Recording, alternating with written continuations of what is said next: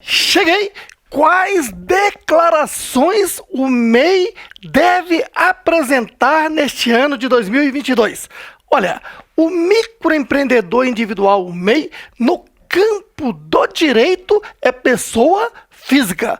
Por isso é que quando você faz a inscrição do MEI lá no CIMEI, você tem que apresentar como nome da empresa o seu nome próprio por completo, sem abreviatura. E mais ainda, no campo do direito de família, veja que existe a pessoa, o MEI como empresa, mas se essa pessoa casou-se, fez uma união conjugal e depois de algum tempo ele se separa, o patrimônio daquela pessoa e da empresa MEI é considerado patrimônio único e entra na partilha, porque o MEI é, no campo do direito, uma pessoa física. Isto posto, agora vamos lá para a legislação tributária. No campo da legislação tributária, o MEI é equiparado à pessoa jurídica. Assim que você entra no portal do MEI e inscreve-se no CIMEI, Simples Nacional do MEI, certinho? A partir daquele momento você recebe o CNPJ. Certinho? Então, a empresa MEI tem um CNPJ e o seu dono é chamado de titular, que tem um CPF. Então, diante da Receita Federal, o MEI tem que apresentar duas declarações, a da pessoa jurídica e a da pessoa física. Só precisa saber se isso é obrigatório ou não. Então, vamos lá. Primeiro, de acordo com a legislação tributária, o MEI é equiparado à pessoa jurídica, uma vez inscrito, ele recebe um CNPJ e pelo seu CNPJ ele está obrigado a declarar da seguinte forma: finalizou o ano calendário 2021, aqui no dia 31 de dezembro de 2021, no início de 2022, deve preparar a DASN CIMEI, que é a Declaração Anual Simplificada do Microempreendedor Individual, e transmiti-lo à Receita Federal do Brasil até 31 de maio de 2022. E o que é que ele vai apresentar aqui nesta declaração? Coisas bem simples, como, por exemplo, a receita bruta do ano de 2021. Basta, neste caso, o MEI somar as notas fiscais emitidas e os recibos emitidos do exercício da a sua atividade prestando serviço ou vendendo mercadorias, tá ok? E se nesse total da receita bruta tiver uma parte de venda de mercadoria, quem vende mercadoria é contribuinte do ICMS. Então, por isso é que o legislador está dizendo que aqui você tem que informar a parte das vendas. Por exemplo, se a receita bruta do MEI foi R$80 mil, e dos quais 30 mil foi de vendas, então ele vai dizer, receita bruta anual, R$80 mil, e teve nele uma parte que é vendas de R$30 mil, que serve para um controle da Receita Federal sobre diversos aspectos aí, né, margem de lucro, essas coisas. Bom, e o MEI só pode contratar um empregado pelo piso salarial. E se ele contratar, tem que passar as informações daquele empregado também no DASN CIMEI. Então veja que é bem simples e é obrigatória essa declaração até 31 de maio. Na parte da pessoa jurídica, é só isto. Agora, vamos tratar do dono da empresa MEI, que é o titular. Certinho? Ele, pelo seu CPF, está obrigado ou facultado a declarar. Mas declarar o quê, Roberto? É que o MEI, como sendo uma empresa, distribui lucro ao seu titular, conforme veremos aqui agora. Tá ok? Agora, o fato de alguém ser sócio ou dono de uma empresa está obrigado a declarar imposto de renda? Não, esse não é um quesito de obrigatoriedade. E no quesito de obrigatoriedade, são 8 itens, 07, e a partir do ano passado para cá, passou a ser 8 itens, porque entrou aí o auxílio emergencial, certinho? Bom, vamos citar alguns aqui para a gente não tomar muito tempo. Os principais: se lá em 2021 essa pessoa teve rendimentos tributáveis de valor superior a R$ 28.559,70, está obrigado a fazer a declaração do imposto de renda da pessoa física este ano. Tá ok? Não teve esse rendimento, mas teve rendimentos isentos e não tributáveis, somado com rendimentos tributáveis exclusivamente na fonte, somado com rendimentos tributáveis em definitivo de valor superior a R$ 40.000. Está obrigado a declarar. Ou fez alguma operação em bolsa, está obrigado a declarar, mesmo que seja uma compra de ações ou uma venda de ações, está obrigado a declarar. Ou, em 31 de dezembro de 2021, tinha de bens e direitos, patrimônio de valor superior a R$ 300.000, está obrigado a declarar. Ou teve ganho de capital tributável, ou seja, ganho de capital é lucro na venda de bens e direitos. Enfim, se você quer saber a relação de quem está obrigado a declarar, veja aqui neste canal o título Quem está obrigado a declarar, que eu explico tudo lá, tá bom? Tá bom. Então você está vendo que o titular, o dono da empresa MEI, pelo seu CPF, está obrigado ou facultado a declarar, tá ok? Eu sempre recomendo que, mesmo estando facultado, que declare, porque você passa a ter um comprovante de rendimento fidedigno para qualquer fim, tá ok? Agora, se vai declarar, raciocine. Finalizou o ano calendário 2021, em 31 de dezembro de 2021, logo no início de 2022, principalmente a partir de 1º de março, a Receita Federal disponibiliza o programa de declaração de imposto de renda, certinho? Porque só pode declarar pelo programa. E aí, então, você prepara a declaração do imposto de renda da pessoa física e transmite à Receita Federal do Brasil até 30 de abril de 2022. Como essa data vai cair num sábado, dia não útil, provavelmente vai ter que ser antecipado para o dia 29, uma sexta-feira, certinho? Bom, o que é que o MEI vai declarar aqui? Funciona assim. A primeira coisa que ele tem que fazer é um cálculo. Que cálculo? Do lucro que pode ser distribuído de forma isenta. Basta pegar a receita bruta anual, aplicar o percentual de lucro presumido, que eu vou esclarecer um pouco mais daqui a pouco, é igual ao lucro presumido, certinho? E esse valor é que aqui na declaração do imposto de renda, em primeiro lugar, deve ser informado como distribuição de lucro na ficha rendimentos isentos e não tributáveis, certinho? E se distribuiu acima deste valor, o excesso é distribuição de lucro, que no segundo momento você declara aqui em rendimentos tributáveis recebidos de pessoa jurídica, certinho? Olha, esse percentual de lucro presumido aqui é aquele lá do artigo 15 da Lei 9.249 de 95, tá certo? Para facilitar, eu trouxe aqui um pequeno resumo, ó.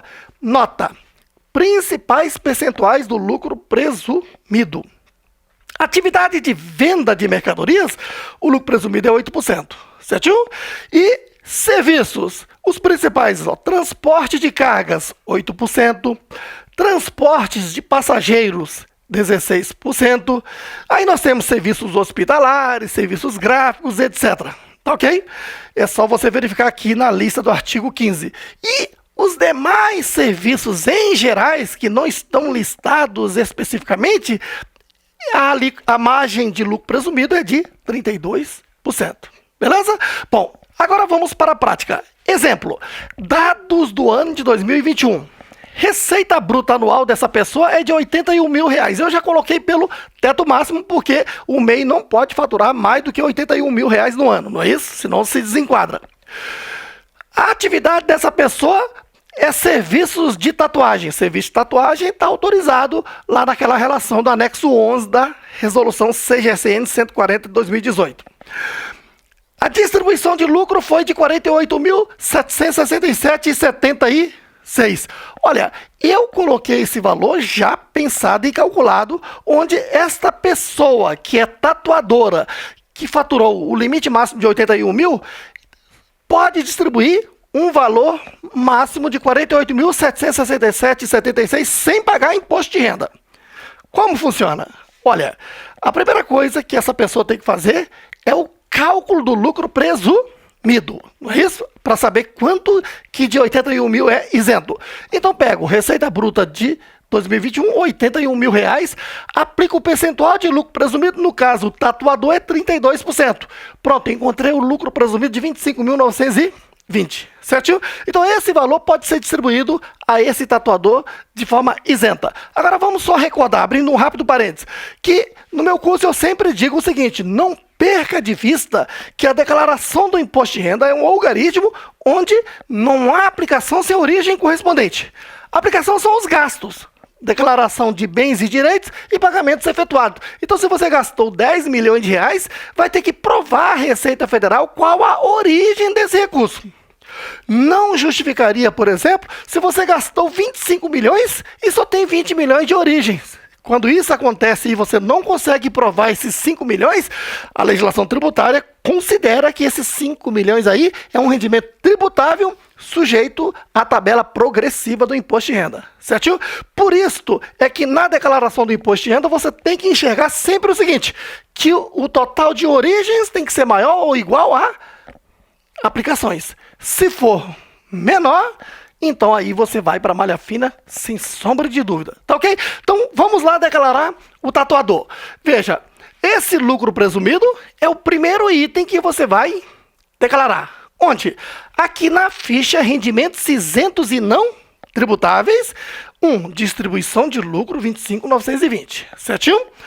Aí o tatuador diz, olha, esse valor é muito pouco, eu preciso de mais. Dá para declarar um pouco mais sem ter que pagar imposto de renda? Dá. Aqui na ficha rendimentos tributáveis recebidos de pessoa jurídica, num segundo momento, distribua mais um lucro de 22.847,76. Mas por que esse valor, Roberto? Aqui está, nota. Lá na tabela progressiva não tem aquela primeira faixa, 1.903,98, que a alíquota é 0, vezes 12 meses dá 22.847,76. Considerando que o tatuador trabalhou o ano todo, porque se ele tiver trabalhado só, começado a inscrição no MEI a partir de julho, aí seria metade, 6 meses. Ok? Bom, então ele trabalhou o ano todo, então dá 22.847,76. Pronto, você está vendo que esse valor é um rendimento tributável. No entanto, não vai pagar imposto porque a alíquota é 0. Certinho? E aí quando eu somo 22.847,76 mais 25.920 dá 48.767,76. Você está vendo que com esse cálculo aqui, o MEI tatuador tem um ótimo rendimento para ele comprovar aí no mercado. Porque se você pega 48.767,76 divide por 12, vai dar uma média de R$ 4.064, certinho? Então, R$4.000 no dia de hoje, para quem é micro, é um bom rendimento para comprovar junto ao banco, instituição financeira, imobiliária e etc. Mas o contador, ele é sempre surpreendido pelo seu cliente. De repente, esse tatuador procurou o contador aqui no mês de março ou abril. Não é isso? Mês da declaração. E chega com essa documentação, nota fiscal de serviços de tatuagem e diz, faturei 81 mil. Né? Quero que você declare o meu imposto de renda. Aí você, contador, já sabe fazer esses cálculos, não é isso? Mas aí você perguntou a ele, e você, tatuador, como é que você gastou esse dinheiro?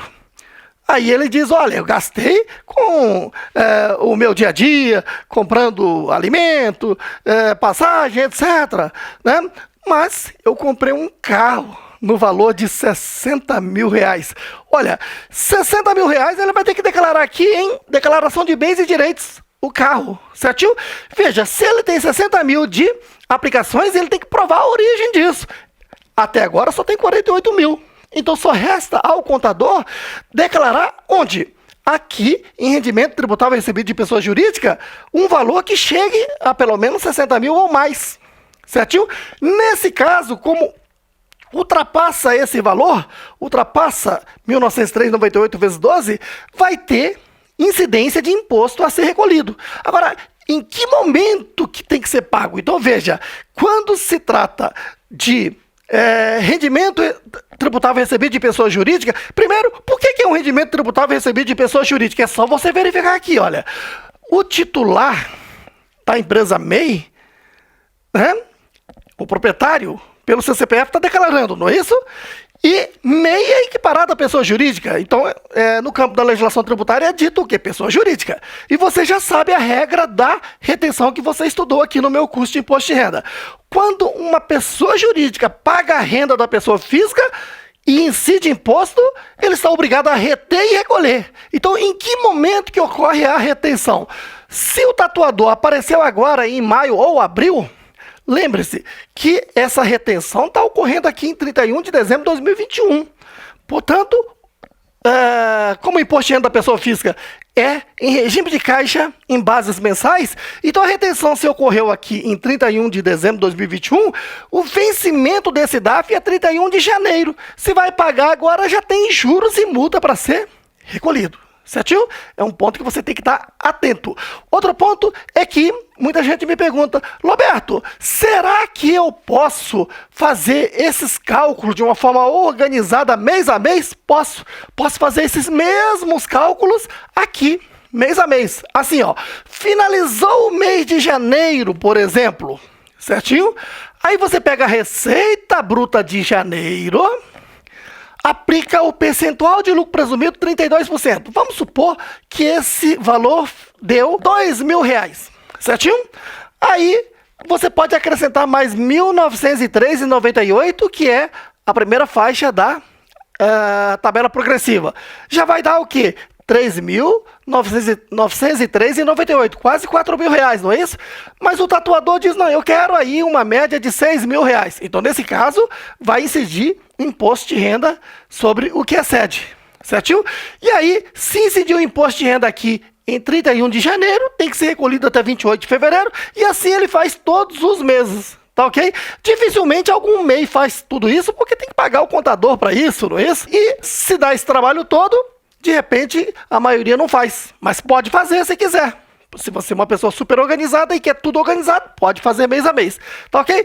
Ou então, fazer de forma anual, como foi aqui demonstrado para você. Muito bem, finalizando esse vídeo, então, eu vou tratar agora de dois assuntos.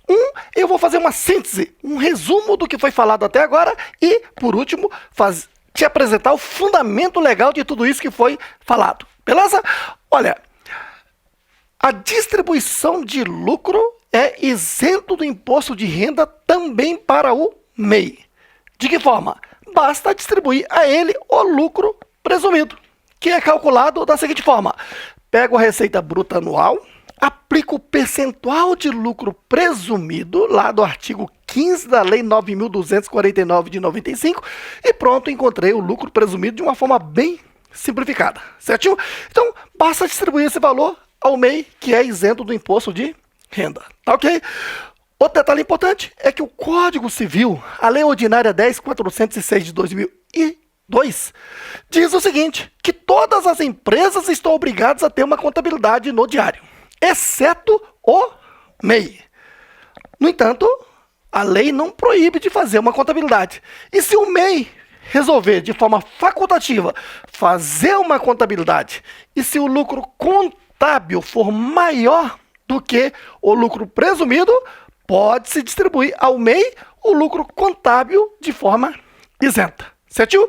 E a fundamentação de tudo isso que é interessante. Acompanhe aqui. O fundamento legal de tudo isso é a resolução CGSN, Comitê Gestor do Simples Nacional 140 de 2018. No seu artigo 145, ele traz toda a fundamentação legal completa no caput, parágrafo 1º, 2º e 3º, certinho? Só que a resolução não é a lei. Essa resolução, ela regulamentou a lei, porque toda lei tem que ser regulamentada, interpretada, certinho? Onde é que está a lei? Onde é que ela buscou? Ela buscou aqui na Lei Complementar 123, artigo 14, caput, parágrafo 1º, 2º e 3º. Quer dizer, ela simplesmente fez o cola e copia desse texto legal. Então, ela ratificou o texto legal. Então, tanto faz você fundamentar falando da lei 123, artigo 14, ou a resolução CGSN 140, artigo 145, que estamos falando do mesmo texto. Tá ok?